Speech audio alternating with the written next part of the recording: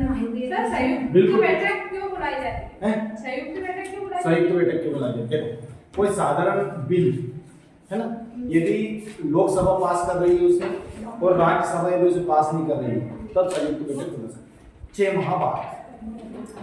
तो फिर भी साधारण बहुमत की जरूरत होती है। तो अगर लोकसभा सामान्यतः मान लो पास कर रही है तो लोकसभा की सीटें ज्यादा है, जैसे कि पर यह ध्यान रखना है, साधारण विधेयक में बुला सकते हैं, संविधान संशोधन में संयुक्त बैठक का प्रावधान नहीं है। जब के लिए बुलाते हैं? देखो, वित्तीय या धन विधेयक से संबंधित जो भी पावर है लोकसभा के पास ज्यादा है। किसके पास ज्यादा है? लोकसभा के पास। तो लोकसभा को संविधान में मैंने पढ़ाया आपको, जब पढ़ाया था तब बताया था कि संविधान में साफ साफ लिखा है कि धन विधेयक केवल लोकसभा में ही पेश किया जाता है, राज्यसभा के लिए केवल 14 दिन के लिए भेजा जाता है। अगर 14 दिन में वो पास कर दे तो भी पास मानेंगे, पास नहीं करे तो भी पास मानेंगे। फिर संयुक्त अधिवेशन की जरूरत क्या है? ऐसा समझ के लिए आए लोकसभा उसमें सॉरी राज्यसभा उसमें ना के बराबर, कोई मतलब ही नहीं राज्यसभा उसमें। दूसरा पॉइंट लिखिएगा,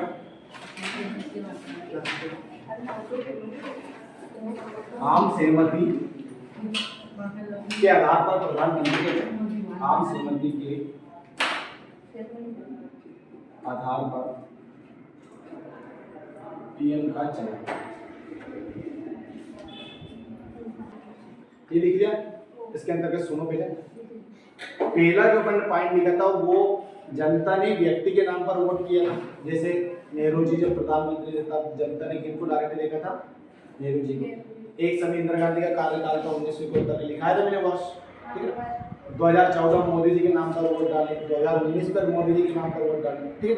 लेकिन कुछ स्थिति ऐसी बनी प्रधानमंत्री के चयन में कि जहां पर जो दल है उनको आम सहमति बनानी पड़ी। जैसे उदाहरण के तौर पर कांग्रेस के पास बहुमत है। बहुमत कब हुआ? जब विपक्षी दल से भी उन्होंने सहयोग लिया, आए समझ में, तब उन्होंने सहमति बनाई कि हम इन्हें प्रधानमंत्री। जब आम सहमति बनती है मतलब पार्टी दल में सहमति बनती है किस व्यक्ति को प्रधानमंत्री बनाए। क्योंकि आप सभी को पता है प्रधानमंत्री का इलेक्शन में होता है, प्रधानमंत्री का क्या होता है? चयन या नियुक्ति होती है, ठीक है। और नियुक्ति कौन करता है? राष्ट्रपति। इसके अंतर्गत लिखो 1964 में शास्त्री जी, जैसे लिख रहा हूं वैसे लिख लेना, लाल बहादुर शास्त्री। 1967 में इंदिरा गांधी,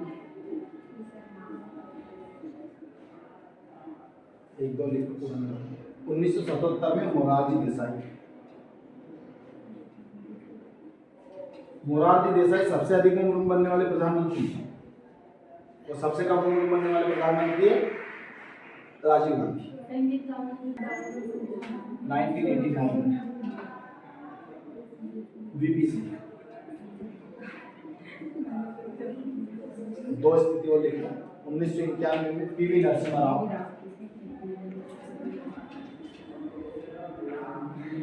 वी है नरसिम्हा राव, किसी जगह है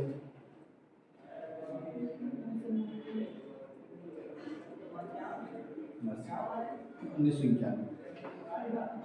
इस समय जब प्रधानमंत्री का चयन हुआ तब आम सहमति बनी थी, ठीक है ना। वो लिखना चाहो तो लिख लो। 1996-97 में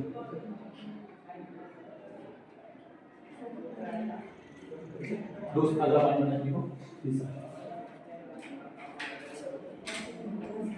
तीसरे पे क्या लिखोगे?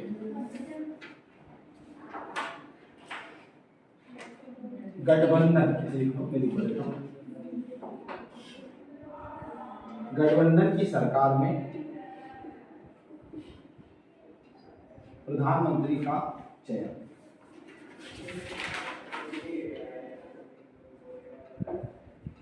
गठबंधन मतलब समझ पार्टी से लिंक। जैसे मान लो एक समय आईएनसी यानी इंडियन नेशनल कांग्रेस एक पार्टी, बीजेपी और बहुत सारे दल है, तो अन्य लिख देता हूँ, अदर पार्टी लिख देता हूँ। तो यहाँ पर मान लेते हैं कि इनको 273 सीटें चाहिए वर्तमान में, ठीक है। मान लेते हैं कि 2024 के चुनाव में कांग्रेस को सीटें मिली 260 सीटें कितनी मिली? 260 सीटें मिली। बीजेपी को मान लेते हैं कि 200 सीटें मिली है, और बाकी जो अदर दल हैं उनको जो बची वो सीटें मिली। तो आप सभी को याद ही है तो नानी तो यहाँ पर आप सभी को याद है वर्तमान में बीजेपी अकेली एक तरफ है और बाकी सभी गठबंधन की सरकार अलग एक तरफ। एक समय ऐसा इंदिरा गांधी के विपक्ष में भी हुआ था जब इंदिरा गांधी कांग्रेस की मुख्य थी। कांग्रेस उस समय पावरफुल थी, ज्यादा जनता का समर्थन था, तो सभी अन्य पार्टियों ने कांग्रेस के विरुद्ध चुनाव लड़े थे। जो आज स्थिति बीजेपी मजबूत पार्टी वर्तमान में, तो उसके विरोध में सभी सरकारों ने मतलब सभी सरकार मिलकर सभी दलों ने सरकार बनाने के लिए गठबंधन कर दिया। तो ये सीटें किसको दे देंगे? इनको सीटें देंगे। इसका मतलब क्या है? जब बहुमत साबित होगा, यानी लोकसभा अध्यक्ष पूछेंगे भैया कांग्रेस की तरफ कौन कौन, तो वो वोटिंग होती है, हाथ खड़ा करते हैं, वो एक अलग प्रोसेस है, ठीक। उस स्थिति में 273 व्यक्तियों से ज्यादा कांग्रेस के पक्ष में हाथ खड़ा कर दिया या कांग्रेस के लिए वो वोट दे दिया, तो मतलब किसकी सरकार बन जाएगी? कांग्रेस की सरकार से तात्पर्य जिस दल के पास ज्यादा सीटें रहती है, जिसका ज्यादा योगदान देता है, उसमें से किसी एक व्यक्ति को प्रधानमंत्री और जो अन्य दल के व्यक्ति रहेंगे उन्हें मंत्री पद दे देंगे, ठीक। 1966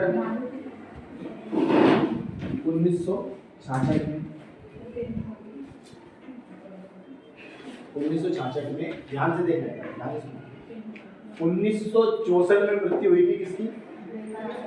प्रधानमंत्री जवाहरलाल नेहरू। आप आम सहमति के आधार पर प्रधानमंत्री का चयन करते हो, तो जब इलेक्शन तो होते हैं, इलेक्शन तो होंगे, इलेक्शन में कुछ भी नहीं होगा, लेकिन पार्टी ही डिसाइड कर लेगी कि हम इस व्यक्ति को प्रधानमंत्री बनाएंगे। वो बाद में डिसाइड कर लेते हैं या पहले ही बता देते हैं। जैसे मोदी जी, तो मोदी जी का जब मोदी जी को अपन मोदी जी के नाम पर वोट डालें कि भाई प्रधानमंत्री हम मोदी जी को बनाना चाहते हैं, इसलिए बीजेपी के सांसदों को ज्यादा से ज्यादा चुनेंगे, ठीक है। लेकिन जैसे कमलनाथ सरकार में हुआ था, अपन ने कांग्रेस को 2018 में, अपन ने मतलब जिन्होंने वोट दिया था 2018 में कांग्रेस को ज्योतिराज सिंधिया के नाम पर वोट दिया। चलो भाई कांग्रेस की सरकार आ जाएगी, मामला परेशान है, तो इस बार ज्योतिराज सिंधिया को सीएम के रूप में देखना चाहते हैं। लेकिन पार्टी ने क्या निर्णय लिया? सिंधिया को सीएम ना बनाते हुए किसको बना दिया? कमलनाथ को। तो ये किसने चयन किया? पार्टी, वही, ठीक है। अब देखो गठबंधन की सरकार के समय क्या हुआ, देखो 1964 में नेहरू जी की मृत्यु, नेहरू जी की मृत्यु के बाद सर्वसहमति से किसे प्रधानमंत्री बना दिया गया? 64 में शास्त्री जी। फिर 66 में किसकी मृत्यु हुई? शास्त्री जी। तब 66 में यानी 66 में पार्टी ने निर्णय लिया कि हम किसको प्रधानमंत्री बनाएं। तो उसके दो उम्मीदवार कौन थे? इंदिरा गांधी और एक थे मोरारजी देसाई, ठीक है। अब जो मोरारजी देसाई और दोनों थे, इस समय पार्टी में ही इलेक्शन हुआ। क्या हुआ? पार्टी में इलेक्शन, यानी पार्टी के मुख्य जो व्यक्ति हैं, ये जो व्यक्ति हैं, उन्होंने दोनों के नाम पर वोटिंग की और इसमें इंदिरा गांधी जीती। और इंदिरा गांधी जीती तो प्रधानमंत्री कौन बनी? इंदिरा गांधी। और मोरारजी देसाई जी बने उप प्रधानमंत्री, साथ ही वित्त मंत्रालय में दिया, ठीक है। तो ये भी स्थिति है। गठबंधन की जब सरकार बनती है तो पीएम का चयन करते हैं, कौन करते हैं? उसमें पार्टी करती है, वोटिंग करवा देते हैं कि भाई दो मुख्य उम्मीदवार हैं, इनमें से हम किसको वोटिंग या किसको प्रधानमंत्री बनाना चाहिए, ठीक है। इसके बाद वो लिखना चाहोगे?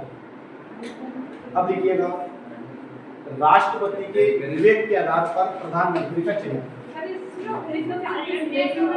हाँ 1966 में लिख लेना। इंदिरा गांधी और मोरारजी देसाई दो प्रधानमंत्री उम्मीदवार थे, जिसमें इंदिरा गांधी को प्रधानमंत्री बनाया गया,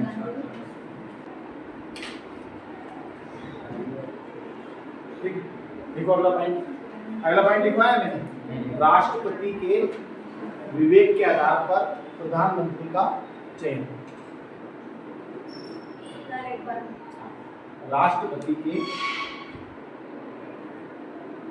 विवेक या स्वविवेक बोल देते हैं, विवेक के आधार पर प्रधानमंत्री का चयन।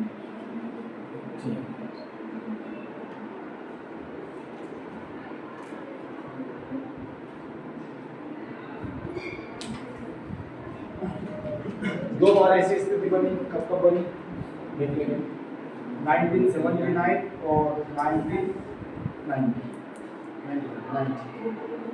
इस समय जो पार्टी सरकार में आना चाहती थी उस पार्टी के पास यानी किसी भी दल के पास स्पष्ट बहुमत नहीं थी। यानी 60 जो में 545 सीटें, उसमें से 273 सीटें किसी भी पार्टी के पास नहीं थी। तो जिस दल के पास ये पक्का मत कर दो, जिस दल के पास ज्यादा सीटें थी, ज्यादा मतलब बहुमत से ज्यादा तो नहीं थी लेकिन सबसे ज्यादा सीटें थी, उस स्थिति में राष्ट्रपति ने अपने विवेक से प्रधानमंत्री नियुक्त किया था। तो एक समय किया था चौधरी चरण सिंह और एक समय चंद्रशेखर। ये सभी प्रधानमंत्रियों के नाम है ना, ध्यान रखना। किसान नेता भी भारत है। और एक और स्थिति देखना चाहूंगी ना, 1984 में इंदिरा गांधी की मृत्यु हो गई थी।